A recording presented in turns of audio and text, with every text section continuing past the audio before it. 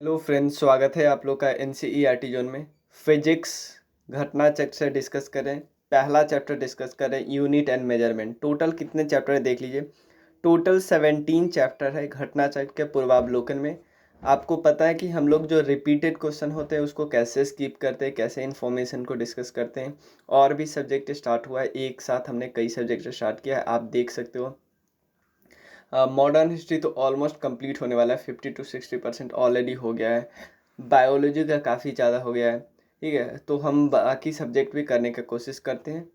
तो ये फिजिक्स में आज हम पहला चैप्टर कर रहे हैं। फिजिक्स का ऑलरेडी कुछ चीज़ें हो चुका है, जैसे फिजिक्स का हम लाइट वाला पोर्शन ऑलरेडी डिस्कस कर चुके हैं।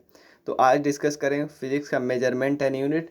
रिपीटेड क्वेश्चन को हम नहीं करने वाले हैं। रिपीटेड क्वेश्चन के जगह पे हम लोग एक्स्ट्रा इन्फॉर्मेशन डिस्कस कर लेंगे, क्योंकि कोई फ़ायदा नहीं रिपीटेड क्वेश्चन से। तो चलिए शुरू करते हैं। फर्स्ट क्वेश्चन है, in the following which is the fundamental physical quantity. अब एसआई सिस्टम में आपको पता है 7 फंडामेंटल और बेस यूनिट है। फंडामेंटल यूनिट या बेस यूनिट है, जिसमें पहला आता है लेंथ। लेंथ का ऐसा यूनिट है मीटर। मास का ऐसा यूनिट है किलोग्राम। टाइम का ऐसा यूनिट है सेकेंड। टेम्परेचर का केल्विन होता है, प्लीज़ टेम्परेचर का डिग्री सी नहीं करना। और टाइम का सेकेंड होता है, आवर नहीं करना। उसके बाद लुमिनियस इंटेंसिटी का होता है कैंडेला। इलेक्ट्रिक करंट का होता है एम्पियर। और अमाउंट ऑफ सब्सटेंस का होता है मोल।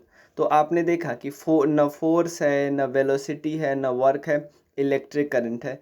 इन तीनों का अगर आपको निकालना है, तो इन तीनों का अगर यूनिट निकालना है तो आपको क्या करो, डेराइव रूप से निकाल सकते हो। क्योंकि करेक्ट आप लोग को पता है किसका, फोर्स का, इलेक्ट्रिक करंट का पता है। जैसे मान लो आपको वेलोसिटी का निकालना है, तो क्या कर लोगे, डिस्टेंस पर यूनिट टाइम कर लोगे। तो डिस्टेंस आपको मीटर, पर यूनिट टाइम सेकेंड, तो मीटर पर सेकेंड किसका यूनिट हो जाए, वेलोसिटी का। इसी तरह फोर्स का यूनिट, वर्क का यूनिट हम लोग निकालेंगे, फोर्स का यूनिट हम लोग निकालेंगे। ठीक है, तो चलिए आगे इसका आता जाएगा, हम लोग निकालते जाएंगे। सेकेंड क्वेश्चन करते हैं। पावर का यूनिट क्या होता है। पावर का यूनिट क्या होता है, हर्ट्ज, वोल्ट, वॉट और न्यूट्रॉन। तो पावर का यूनिट होता है वॉट, ये हम सबको पता है। ठीक है ना। पावर का मतलब क्या होता है, पावर का सिंपल मतलब होता है वर्क डन पर यूनिट टाइम। सिंपल यह हम बोल सकते rate of doing work. Rate of doing work. तो अगर काम करेंगे तो इससे क्या होगा, एनर्जी ट्रांसफ़र होगा। तो हम ऐसे ही बोल सकते हैं the amount of energy transferred पर यूनिट टाइम। ठीक है ना। तो वर्क डन पर यूनिट टाइम, तो इसीलिए वर्क का और एनर्जी का सेम यूनिट होता है, वो होता है जूल। वर्क का और वर्क का और एनर्जी का सेम यूनिट होता है जूल। इलेक्ट्रिक पावर का यूनिट क्या होता है, वॉट। क्लियर। वॉट अगर 1000 वॉट करे तो वो किलो वॉट होता है। लेकिन एस आई यूनिट किसके बराबर होता है, एस आई यूनिट होता है वॉट के बराबर। और एक और चीज़, वर्क का यूनिट हम लोग को पता है जूल, और वॉट को एक और चीज़ बोल सकते हैं, जूल बाई टेम्परेचर क्या है, तो जूल बाई सेकेंड भी वॉट ही होता है। नेक्स्ट, फोर्स का यूनिट क्या होता है। देखो सिंपल देखो, फोर्स इक्वल टू क्या होता है, mass into acceleration, M into A. तो मास क्या होता है, मास का क्या होता है ऐसा यूनिट, केजी। और एक्सेलरेशन का क्या होता है, एक्सेलरेशन को सबसे पहले आपको वेलोसिटी निकालना था। वेलोसिटी क्या होता है, मीटर पर सेकेंड 10। और एक्सेलरेशन क्या होता है, चेंज इन वेलोसिटी पर यूनिट टाइम। तो चेंज इन वेलोसिटी का ऊपर वाला का यूनिट तो मीटर पर सेकेंड ही रहेगा, नीचे एक और सेकेंड आ जाता है, मीटर पर सेकेंड स्क्वायर। तो KG metre per second square, ये इसको क्या बोलते हैं, इसको न्यूटन्स बोलते हैं। ठीक है ना। तो इसलिए फोर्स का यूनिट क्या है, न्यूटन्स। फर्मी एक डिस्टेंस का यूनिट होता है जिसका मान होता है 10⁻⁻15 के आसपास। वर्क का यूनिट हमने देख लिया था, जूल। देखो वर्क को कैसे हम लोग डिफाइन करते हैं, पहले ये पता होना चाहिए। वर्क को तो जूल हमने निकाल लिया है, ऐसा यूनिट वर्क का जूल। अब देखो फोर्स वर्क होता है, क्योंकि हम काम, साइंस की भाषा में काम तभी बोलते हैं जब आप कोई वजन उठाए और आपने कुछ डिस्प्लेस किया, आप अपना जगह से हिले। तो वर्क क्या होता है, force into displacement. Force into displacement. तो फोर्स का यूनिट हमें पता है न्यूटन, और डिस्प्लेसमेंट क्या होता है, क्या, मीटर, तो हम क्या बोलते हैं, न्यूटन मीटर। तो न्यूटन मीटर को हम लोग क्या बोल सकते हैं, जूल भी बोल सकते हैं। वॉट तो हमने देख लिया पावर का यूनिट है। बाकी का ये आता जाएगा ना, तो फिर मैं आपको एक्स्ट्रा क्योंकि अभी इन दोनों का डिस्कस किया तो फिर वो इन दोनों के क्वेश्चन में मज़ा हट जाएगा।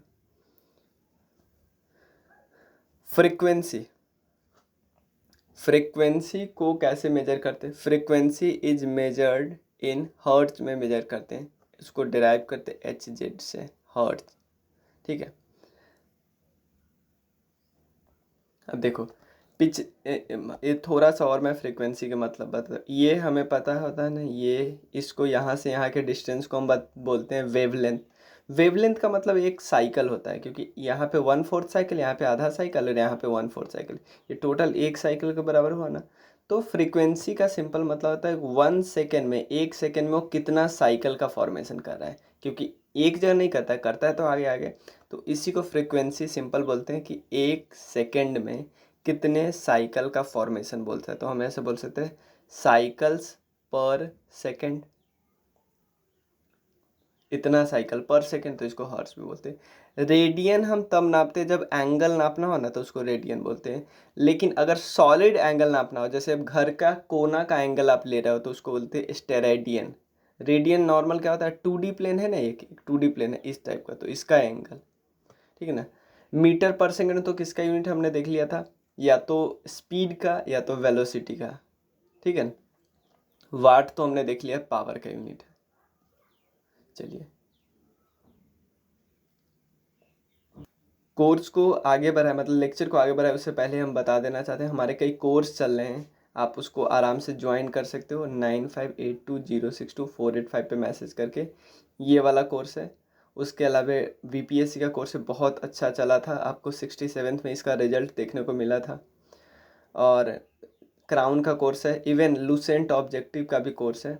उसके अलावा घटना चक्र जो हमें भी करी, ये कोर्स का ही पार्ट है, ठीक है। और इसके अलावा आप कंट्रीब्यूट कर सकते हैं। सेम नंबर पे आपको कोई डाउट, फीडबैक कुछ भी बताना है, आप यहाँ पे मैसेज कर सकते हो। चलिए हम आगे शुरू करते हैं।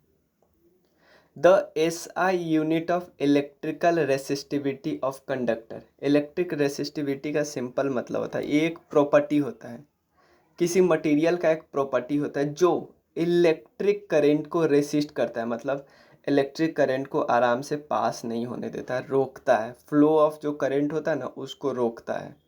क्लियर, इसका मतलब ठीक है। तो इलेक्ट्रिक रेसिस्टिविटी का ऐसा यूनिट होता है ओम मीटर, ओम मीटर। और इसको इलेक्ट्रिक रेसिस्टिव इसमें कोई नहीं दिया, ओम मीटर यहाँ पर आता, तो ये यूनिट होता है। और एम्पी, इनमें से सिर्फ एम्पियर ही है जो एक ऐसा यूनिट है, बाकी कोई ऐसा यूनिट नहीं, एम्पियर ही इलेक्ट्रिक करंट का ऐसा यूनिट है। उसके अलावा इसको डिनोट किस, इलेक्ट्रिक रेसिस्टिविटी को डिनोट करते हैं हम रो से, रो, इस तरह रो लिखा जाता है। रो इक्वल टू होता है R/A/L। R मतलब electric resistance of the material, A मतलब क्रॉस सेक्शन एरिया, और नीचे का मतलब होता है लेंथ, ठीक है ना, कोई दिक्कत नहीं। अब फैराडे किसका यूनिट है, फैराडे है कैपेसिटेंस का यूनिट, कैपेसिटेंस का यूनिट है फैराडे। वोल्ट तो है इलेक्ट्रिक पोटेंशियल का, इलेक्ट्रिक पोटेंशियल का, ठीक है। और ओम का किसका यूनिट है, ओम है इलेक्ट्रिक रेसिस्टेंस का, इलेक्ट्रिक रेसिस्टेंस का यूनिट है ओम, लेकिन इलेक्ट्रिक रेसिस्टिविटी का यूनिट है ओम मीटर, दोनों डिफरेंट है। इलेक्ट्रिक रेसिस्टेंस का यूनिट है ओम, इलेक्ट्रिक रेसिस्टिविटी का यूनिट है ओम मीटर। वोल्ट का इसका यूनिट है इलेक्ट्रिकल पोटेंशियल, इलेक्ट्रिक पोटेंशियल। और फैराडे किसका ऐसा यूनिट है कैपेसिटेंस। और रो तो आपको पता है डिनोट करते किसको, किसको, इलेक्ट्रिकल रेसिस्टिविटी को। रो इक्वल टू होता है R/A/L। आर का मतलब होता है इलेक्ट्रिकल रेसिस्टेंस जिसका यूनिट होता है ओम, इंटू ए मतलब क्रॉस सेक्शन एरिया, ठीक है। क्रॉस सेक्शन एरिया देखो तो यहाँ से आप आराम से कट कर सकते हो, कोई एरिया होता है तो उसका यूनिट क्या होता है, मीटर स्क्वायर होता है ना, और लेंथ, लेंथ तो मीटर ही होता है, तो मीटर से मीटर गया तो आर का ओम, और इंटू मीटर, ओम मीटर नहीं याद गया यूनिट, तो वही हमने निकाला। लाइट ईयर, लाइट ईयर बहुत बार पूछा जाता है। लाइट ईयर किसका यूनिट होता है? लाइट ईयर ऐसा मत सोचना कि एक टाइम का यूनिट होता है, ये डिस्टेंस का यूनिट होता है। सबसे पहले बताइए लाइट का स्पीड क्या होता है वैसे? वैक्यूम में 3 × 10⁸ मीटर पर सेकेंड। तो इसका मतलब 1 सेकेंड में इतना मीटर गया, तो 1 मिनट में 60 से गुना करें, 1 घंटे में 60 से और गुना करें, 1 दिन में 24 से गुना करेंगे, 1 साल में 365 से गुना करेंगे। ये जो यूनिट आया ना वही आया कि लाइट 1 साल में कितना दूरी तय करता है, उसको बोलते हैं लाइट ईयर। तो यानी ये डिस्टेंस का यूनिट है ना, लाइट 1 साल में कितना दूरी तय करता है, तो यूनिट किसका होगा? Light year. इसको बोलते हैं हम लोग 9.46 × 10⁻15 मीटर। कितना करता है? 1 साल में। 1 सेकेंड में इतना, तो उसने 60 से गुना किया, फिर 60 से, फिर 24 से, फिर 365 से, तो इतना आएगा। कोई दिक्कत? तो लाइट ईयर पे बहुत बारी क्वेश्चन पे हमने सबको हटा दिया, ठीक है ना। 10 से लेके 15 तक वही क्वेश्चन था। पारसेक भी डिस्टेंस का यूनिट है। पारसेक भी डिस्टेंस का यूनिट है। ये होता है 3.26 इंटू लाइट ईयर, ठीक है ना। 3.26 इंटू लाइट ईयर होता है पारसेक। 1 पारसेक उल्ट होता है 3.256 लाइट ईयर, याद रखिए। कोई दिक्कत नहीं। Next, which unit of measurement is multiplied by 0.39 to convert into a inches। मतलब कि कोई एक यूनिट है, उसको इक्वल्स करेंगे तो आएगा 0.39 इंचेज, ठीक है ना। इसका मतलब है कितना, ये कौन सा यूनिट है? 1 सेंटीमीटर होता है। 1 सेंटीमीटर 0.39 इंचेज के बराबर होता है, ठीक है। 1 सेंटीमीटर 0.39 इंचेस के बराबर होता है। तो इसलिए अगर मान लो 100 मीटर करे, जो 100 सेंटीमीटर करे, तो वो 39 इंच के बराबर होता है, ठीक है। नेक्स्ट, कोई हाइट है पर्सन का 6 फीट टॉल, तो उसको आप नैनोमीटर में कैसे डिनोट करेंगे वो आपको बताना है। तो सबसे पहले 1 नैनोमीटर इक्वल टू होता है 10⁻⁹ मीटर। 1 फीट कितना के बराबर होता है? 1 फीट होता है 0.305 मीटर, 0.305 मीटर, ठीक है। तो इस मीटर को अब नैनोमीटर में बदलना है। इस मीटर के जगह पे हम नैनोमीटर लिख देंगे। अगर हम मीटर के जगह पे नैनोमीटर लिखते तो 1 नैनोमीटर अपॉन 10⁻, ये नीचे आ जाएगा ना -9, तो ये ऊपर जाएगा, तो 1 nanometre into 10⁻9 equals to 1 metre होगा ना। यानी हम बोल सकते हैं 1 मीटर इक्वल टू 10⁻9 नैनोमीटर। उल्टा,